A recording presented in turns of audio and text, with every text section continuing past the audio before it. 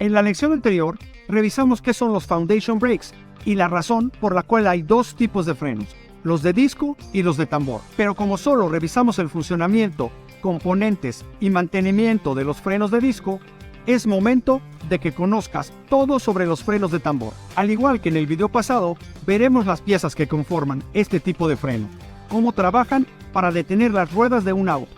Y finalmente te explicaré cómo resolver una de sus fallas más comunes. ¡Comencemos!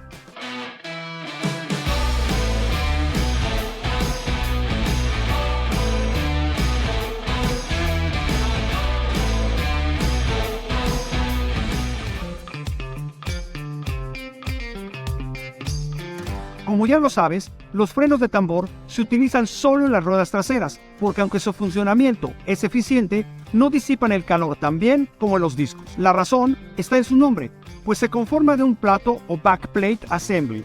Ahí se instalan los elementos de fricción y se cubre con un componente que gira junto con la rueda. Esta pieza tiene forma de tambor o de campana, y aunque su costo de producción es más económico que el del disco, no tiene ranuras o espacios por los que pueda pasar el aire. En el disco vimos que las pastillas lo comprimen hasta parar, ¿cierto?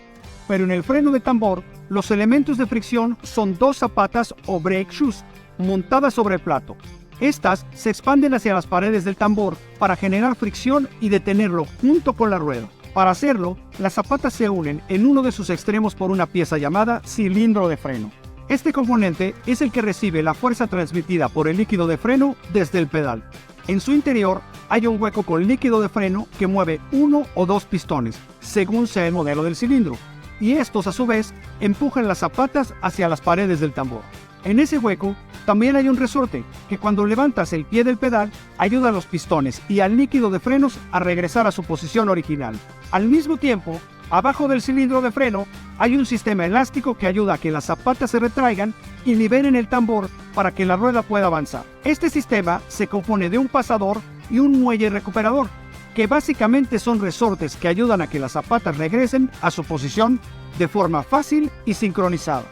Por último, en el extremo inferior de las zapatas hay un soporte de apoyo.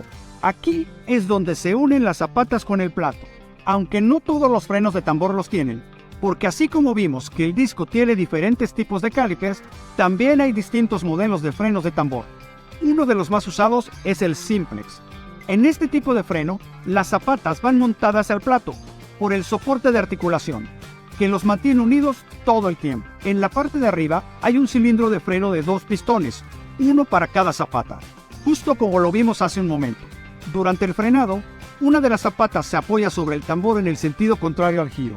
A ese le llamamos zapata primaria, porque es la que más fuerza ejerce sobre la rueda, mientras que el otro, conocido como zapata secundaria, va a favor del giro de la rueda, entonces tiende a ser rechazada por el movimiento de la rueda. Otro tipo de freno de tambor es el duplex, que se caracteriza por tener un cilindro de freno de un solo pistón para cada zapata, uno arriba y otro abajo, donde suele estar el soporte de apoyo. Esto hace que el desplazamiento de las dos zapatas tenga la misma fuerza, por lo que se convierten en zapatas primarias. El tercer tipo de freno de tambor es el freno de tambor Twin Plex.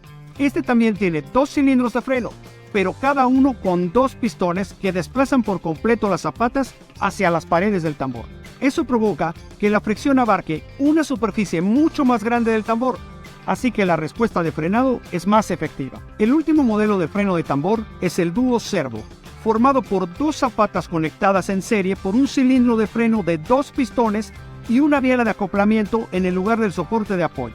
En el proceso de frenado, el cilindro de freno empuja las zapatas por el extremo superior, pero en el inferior, la biela pasa por el movimiento de una zapata a otra para que también se mueva y se extienda hacia las paredes del tambor con la misma fuerza. En ese sentido, la biela hace que la zapata secundaria se convierta en primaria. A grandes rasgos, ese es el funcionamiento de los foundation brakes, con todos los tipos de frenos de tambor que puedas encontrar en las ruedas traseras. Así que podemos poner manos a la obra, resolviendo una de sus fallas más comunes, el cambio de pastas. Con pasta me refiero a la superficie de zapatas que hace contacto con el tambor para detenerlo. Cuando ya esté desgastada, tu cliente lo notará. Por un sonido similar al rechinido de dos metales, que se escucharán en las ruedas cada vez que pisa el pedal del freno. Para corroborar este diagnóstico, tú, como profesional de la mecánica, tendrás que desarmar el freno de tambor y ver directamente en las zapatas si sus pastas ya no tienen el espesor adecuado.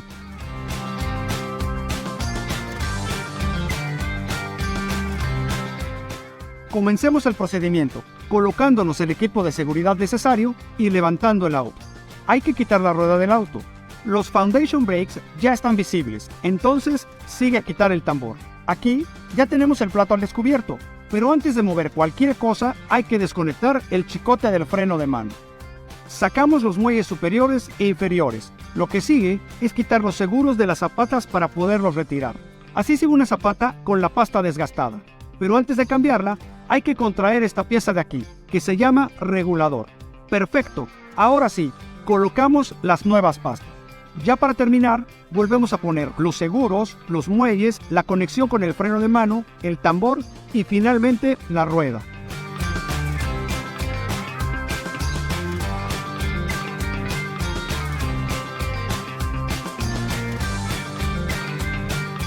Terminamos con una de las fallas más comunes, no solo en el sistema de frenos, sino en el auto en general.